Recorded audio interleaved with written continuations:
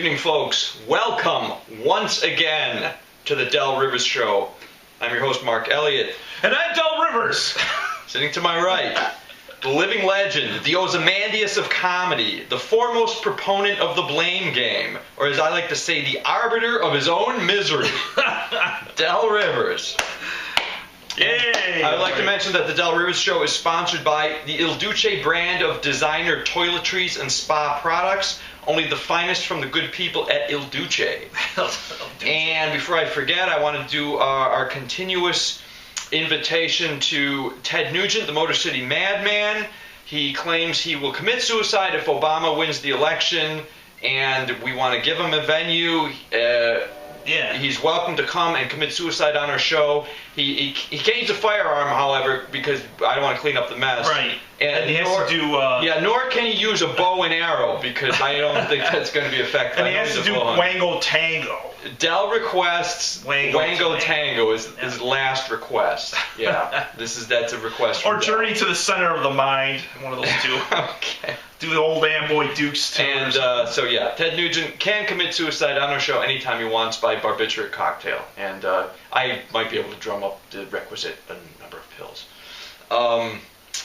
And also a shout out to any Olympic bronze medalists. If they feel that they're not getting recognized, they're not getting their due in sponsorships, any Olympic bronze medalist is welcome to come on the Del Rivers Show. Oh, yeah. We will push or plug anything they got. I think these guys have been getting the shaft for too long. Yeah. Especially if you come in third or fourth place, no sponsorship deals. Yeah, well, you won't. Well, it's like, gee, thanks, I got a prize. Yeah, we'll also take fourth and fifth placers in the Olympics. Any of those guys, you didn't get a medal at all. Come on down. We'll help you. We'll help you along. Or even a NASCAR guy. If you come in like fourth place. No NASCAR guys. I draw the line at NASCAR. That's not a sport. That's running around in a circle. Okay, you had Del came in really kind of pissed off because he said that his boss was grinding him at work. Oh yeah, every so often it happens. Yeah, I asked if this was his beef, and he goes, "Oh, this is just the day-to-day beef." Yeah, it's day-to-day. Like holding a job over my head. We'll fire you if you don't do this and that. Just He said he was pissed at Del, and it forced Del to take a Friday off with no pay. No pay. Yeah. And I said, fuck him, so he got the day off. Enjoy your day and tell him to go fuck himself. Yeah. I get hurt in the wallet, but everywhere else it doesn't hurt. Yeah. So that was his day-to-day beef, but as usual, Del has a secret beef, which he does not tell me before the show. Right. Do you want to know it right now? What's the secret beef? All right. I have to go into my secret bag. Del comes every day with his secret bag. I have my news items. Some half-assed Jehovah's Witness or something. Now this is, I don't know if you like this as a beef or not, but why do they call the female beer belly a muffin top? You ever notice that they call it a muffin top? Yeah, that's the buzzword, trying to make obesity sound cute. I know, it's either a muffin top, or if you go a little lower, it's called the pooch. It's called a fucking pooch. But it's like a female beer belly. It's what it is, But I don't want to disturb my vision of muffin tops. Like the Seinfeld show, it used to tear off the muffin tops and try to sell them or something. But they're so tasty. It's like, but then you believe that you can eat a muffin top if you think of some woman's fat guts sticking out over her pants. It's like, come on, Yeah, okay. Don't call it all muffin right. tops. That's your secret beef? That's my beef. That's your secret muffin beef? tops and pooches. I'm sure a lot of women don't like that either. Don't say pooch. It makes me something come up. I don't like that word. And yeah, Del also came in, and he was really griping and bitching and moaning when he came in, and as usual, he goes to his dietary habits as he's trying to refine them. He's telling me he's eating salads, but he goes to Wendy's and have it as a salad at Wendy's, the Listeria special apparently, and he was really groaning, saying, "Oh boy, the hot chick at Wendy's." I haven't heard him sound like this in 25 years since he had a crush on the steak on a stick girl. Yeah, exactly. Yeah, it's always the unattainable chick at Wendy's. It's usually some hot young girl who is always serving food. It's always an association with vending and food distribution. Yeah, I don't know why. I guess it makes it, equal to like Yeah, so love, sex, and food. He came in here kind of pie-eyed over the Wendy's girl. She was pretty cute. All right. So let's see. We'll take a little commercial break here. Alright. A little word from our sponsor already. We're going very quickly this week. Yeah. And come on back for the news with the Del Rivers Show. Jerry Bruckheimer, in association with Henbrain Productions, presents Del Rivers on his Locked and Loaded comedy tour, appearing Friday, November 23rd, one night only at the Henbrain Civic Auditorium. All tickets available at Ticketmeister outlets, cash only. Coming to the War Memorial, Bob Dylan on ice! See and hear Bob Dylan performing his all-time classics for the first time on ice. Gee, I never knew that Bob Dylan can skate and play guitar at the same time. Hit songs like Mr. Tambourine Man, Like a Rolling Stone, Lay Lady Lay, and that stuff he did with the Traveling Wilburys, all done live on Frozen H2O. To add to the excitement, Robbie Knievel will propel a rocket-launched big truck over Bob Dylan while he squares off with the leftover cast from Disney and Sesame Street on ice. The War Memorial will become the War Unforgettable when you see Bob Dylan on ice. Tickets available at all ticket booth outlets and illegal scalpers near you. This is Del Rivers, catches the medicine ball. Okay, you ready? Go ahead. Okay.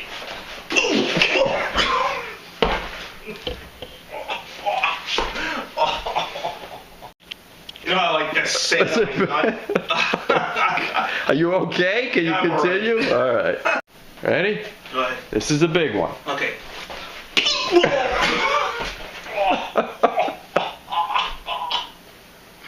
Oh, come on. It wasn't that bad, was it? You all right? Cracked a rib. No, Sandra. All right, you ready? Okay, medicine ball.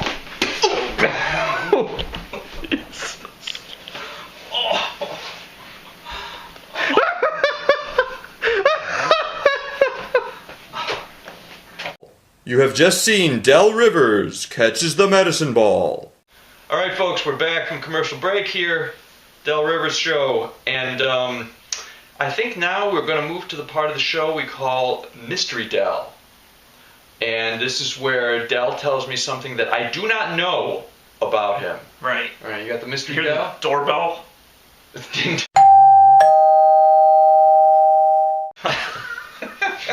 I might put that in there. The Mystery Del. Okay. The Mystery Del. See, I had it right here. Hang on a second. Oh, there it is. Okay. Here's the Mystery Del. He's got sheaves of papers in there. He reaches in. I forget everything. I have to make sure. All right. I was on a TV show for cartoons in 1964-65 called The Funny Company. This is a true story. How old were you? I was like 4 years old, 4 or 5. I can't get the exact time or day. This was really a local. It was a local TV show called The Funny Company, which was franchised around the country. I remember back then they used to always have these little local shows that would come on during the day. Television was really Skeleton Crew. Oh, yeah. I think this was Channel 13, and I was enamored by all the TV sets that were like, displayed. That might have been the root of your desire to be in show business. Yeah, it's incredible. But the funny followed thing about up by your abject failure in gym class, running into the that was the other thing. Yeah. But to be on The Funny Company, like saying funny stuff, you used to put like your hands over your head and have your thinking caps on. They call them your thinking cap. That's right. You remember that? Thinking cap on. Yeah. But it wasn't until like 1970s, like the mid 70s to later 70s, they actually got involved with video again at school. When they had the big cassette things that were like this big. That's right. For video, you shove it in. 3/4. Yeah, 3/4 inch. Cassettes. We did like fake commercials and stuff like that. And I know one of my friends, his name was Dave Nentars. He actually did a takeoff on Star Trek called Star Trek. They actually filmed it in school around. I think Mad Magazine was called Star Black. Star Black. Yeah. I think he took it off of probably the novelty record or something. But they actually did a Star Trek thing in their school with the. So this is the Mystery Del. You were on the Funny Company. Yeah, Funny Company. Oh. I was gonna bring a sign and a picture of it. You can look it up on YouTube. Got a picture of yourself on the Funny Company? No, I'm not. Oh. Me and a bunch of neighborhood kids were on. Yeah, that sounds like a riot. Days. I remember my sister, when she was little, was on this thing called Skipper Sam, where they would have little girls do a little ballet dance. Skipper Sam or Romper Room. We used to make these even back then we made these off-color jokes as kids that Skipper Sam was a pervert, My sister claims he was a very nice old gentleman. He was a weatherman. He was really? He was the weatherman for that channel, and he did Skipper Sam on the side. Oh, good Lord. Yeah, you don't see that nowadays. Yeah, okay. We're battling into the lore of old-timey television. Yeah. Well, that's local here in Rochester. Yeah, it's fun stuff. So now we're going to move along to the news. I have some news items. Dying to hear them. I'll comment. Let's see. We got trouble in the Middle East, some unrest. A KFC and a Hardee's was torched in Lebanon, and the news crew interviewed one of the rioters, and he said he has nothing against Americans. He's just sick of the really bad food. It's a junk food hate. Hate for the junk food. He was pissed about the food. Really, He'd had enough. Sacrilegious food. Nigga, don't got any hummus, nothing. And this week, let's see. Stocks soar after federal stimulus. Don't we all? A close up on your look there. That was Ooh. Don't we all? There was give a little touch of Louis Rookheiser in there. Oh, and another story. Middle-aged woman who was just sentenced to life in prison because after being denied tenure at a Southern university, she walked in and opened fire on fellow teachers during a lecture. Killed a few of them. Ouch. Jeez. Must have been a hell of a lecture. Yeah, it's always the man's fault, isn't it, ladies? And let's see. Also in the news, Jew Pond, New Hampshire has had its name changed to Carlton Pond. And tourists will still find it easy to locate as it lays less than half a mile from the crossroads of Sheeny Street and Kike Avenue. Oh! I hope I don't get any emails from Netanyahu. I keep thinking, why would they call it Jew Pond? It's like somebody... Because they were anti-Semitic. Anti-Semitic. Why? Jeez. Because nearby there was a... I think it would probably say Jewel Pond, and they call No. letters or something. There was a hotel run by those of the Hebrew faith nearby. Oh. Because they were not allowed to go into... Because there was all anti-Semitism there. They didn't like them. Yeah. That was basically it. Interesting. Yeah, and so now, this is just a joke. I don't want the Netanyahu sending the Mossad to visit me. I don't want to visit from the Mossad. Those guys make me nervous. You have another one? No, that's it for me. Okay. How about your news? All right. I was having a hard time, but I had a few things that came out of... Let her rip. Okay. Off with the glasses. The Middle East, of course, is in uproar over the Mohammed movie. You heard about that, right? Oh, yeah. All hell's breaking loose. Well, they should be in an uproar over the movie using a soundstage, a green screen, and sloppy vocal overdubs. Not so much the story. It's bad filmmaking. Bad production. Yeah, I didn't like the production was pretty bad. They should riot over the production. It's almost like hilarity. It's ridiculous. Right. The iPhone 5 is here, or was here, and not anymore. iPhone 5, number 5. Right, it's not here anymore? Yeah, they sold out, yesterday. Okay. I guess that joke is too up to date for me. It's going to be even more up to date. Okay. There's been a lot of work from home scams. You hear about these work from home on the computer. Right, and stuff like always that. scams. But they have yet to beat working at work scams, especially with temp labor with no benefits. Okay, I like that. The potential of working at work scam. Unclaimed lottery jackpots are piling up. And, of course, the money won't be used for schools or fixing the infrastructure. Of course, that was a slight rage at the man joke, I think. Right. Yeah, okay. A professor was under fire recently for breastfeeding during a lecture. Yeah, I did hear something about that. Yeah, well, in her defense, at least their child was getting a head start on her education. I would find that a little distracting, I think. Yeah. Joaquin Phoenix, how do you pronounce his first name? It's like Joaquin or Joaquin. Phoenix. Joaquin Phoenix. Yeah. Improvs recently on a feeling of rage on a movie shoot and damages the set. He just totally destroyed the set. Well, the pre-damaged set will be used for the next Mel Gibson's next film. Okay. It's already pre-damaged. Pre-damaged. An ex-cop was recently convicted in a 55-year-old murder case. That's right. I read about that. Yep. Okay. Now I want to see you get the joke out of this. I'll try to make a joke out of it. Yeah. But amazingly, a 125-year-old skeleton was convicted of a crime which carries the punishment of foreclosure on his coffin and his headstone. It's a nice Halloween joke for you guys. Okay, I'll give you a couple of points for even trying to tackle and make that story funny. It was an awful story. Two more, and this is it. Okay. Lady Gaga shaved the back of her head and got a tattoo. It's been a slow news week. Last one. Okay. You'll like this one. Okay. Kate Middleton was caught without a bra in a British tabloid. I like it already. While the future Prince of Wales was caught with his junk hanging out, but not a single picture was taken. Now that's an intelligent dick joke. Intelligent dick joke. Okay. Okay, that's my news for that. Okay, and we're winding the show up this week, and by the way, I have to comment on your wonderful clothing. Yeah, well, I'm trying to snap it up here. Yeah, I mean, what's next? The Tony Curtis ascot look? Maybe I'll wear an ascot next week. With those sailor caps, You won't see the sailor cap. Yeah, no, not the cap. A fedora. Yacht cap or whatever. A fedora. I was never the yacht cap. Oh, one of those Muslim or Mason hats or whatever those are. I don't know. Yeah, I was starting to think of Flavor Flav with that. A fez. A fez. That's what I was thinking. A fez. Oh God.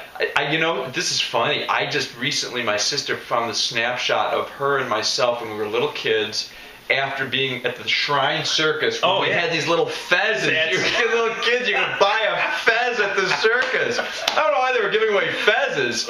It was hilarious. There we were sitting with our fezzes.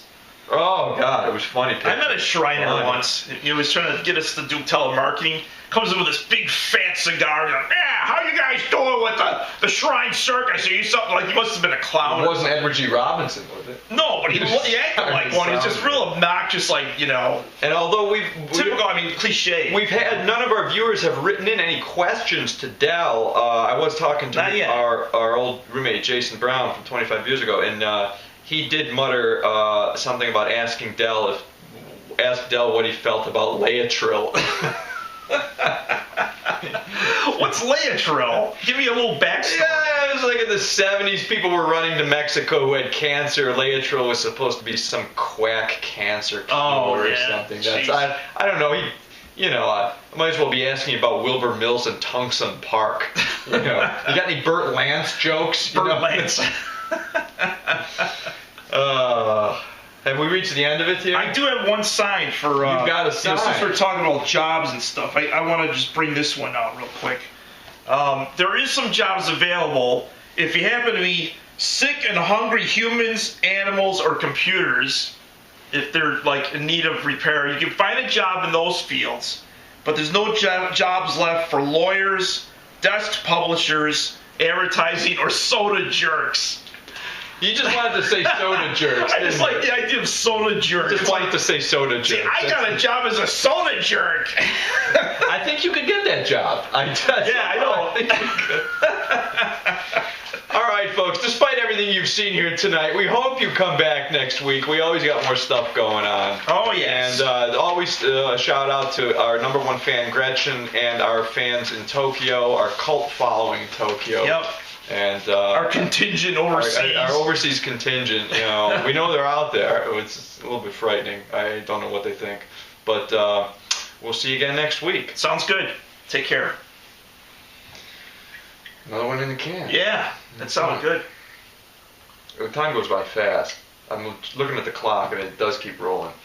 You know the comedians I hung out with were actually going to get those jackets with the fez hats when they were doing comedy at the Mez, or I forgot, Daily Perks. That was a place. When I was in Malaysia, there are these places where you can buy those they're not fezzes, but those little skull caps that the Muslim guys wear. Oh yeah. And I almost thought of buying one, but I didn't want to incite any kind of. It was almost like you're afraid to tell your Madge Bortnick lesbian. Yeah, for the lesbian. Yeah, it's like I didn't want to cause the wrong crowd. Like, I'm going to buy this sort of religious-oriented hat. But there is an odd one in Malaysia that's somewhat related to that, but it's not really religious, and men wear it. And it's more like this angular, weird thing. Huh. Oh, yeah, I've seen that. And I almost bought it, but I'm like, what am I going to do with this thing? I should have bought it, though. It's like a fez.